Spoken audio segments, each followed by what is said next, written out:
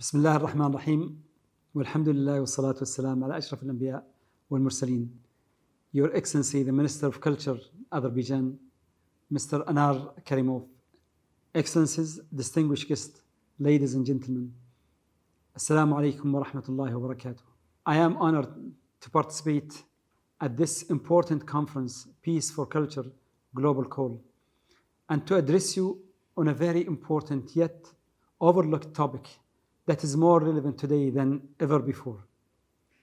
War and conflict have been a constant feature in the history of mankind from the beginning of civilization and have persisted until today.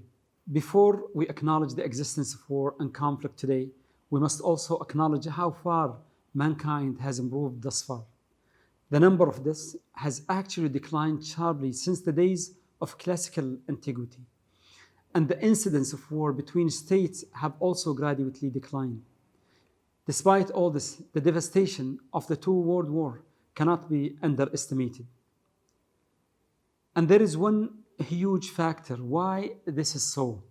Since we talk about promoting positive peace, we have to admit that one of the most important developments in history of modern humanity is the establishment of a global institution that have made it possible for peace to be the norms and war the exceptions. This is the most fitting embodiment of the principle enshrined by the global call on peace for culture. We at ICESCO strongly believe that we must transcend beyond just the mere absence of war and promote the building of an environment, the relevant institutions and policies that form the breeding ground of the positive culture of peace within societies that translates into peace-induced domestic and regional policies. If we want to reduce conflict, do not say no to war, but say yes to peace.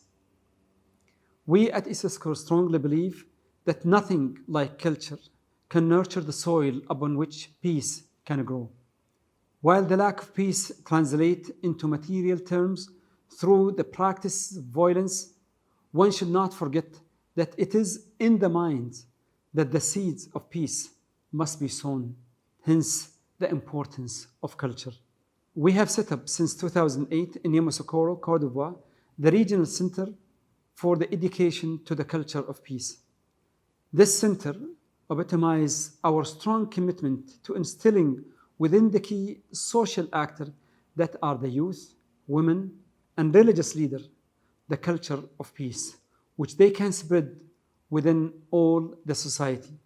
Through several frameworks and platforms that are built through our unique network of religious leader associations, we mobilize, enshrine, and transmit the Islamic values, attitude, tradition, and modes of behavior to ensure that the tree of peace resist the strong gust of winds, especially in these times of crisis and turmoil.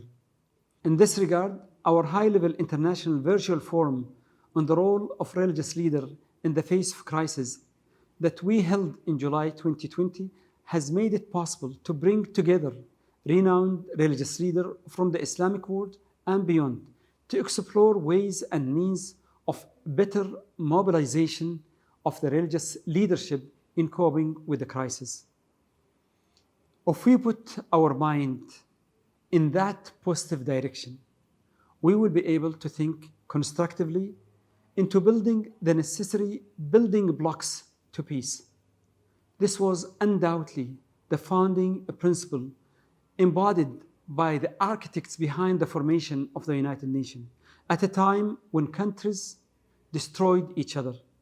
Therefore, we should strive to strengthen these global institutions of peace and support them to maintain the relatively peaceful period that we now are enjoying. We cannot rest on our laurel. Technology and thus weaponization of technology can make a single spark of war become deeply devastating and destroy far more people than in the past. It is for this reason the crucial peace instrument such as Mecca Charter should be championed and supported by all countries and incorporated into national policies.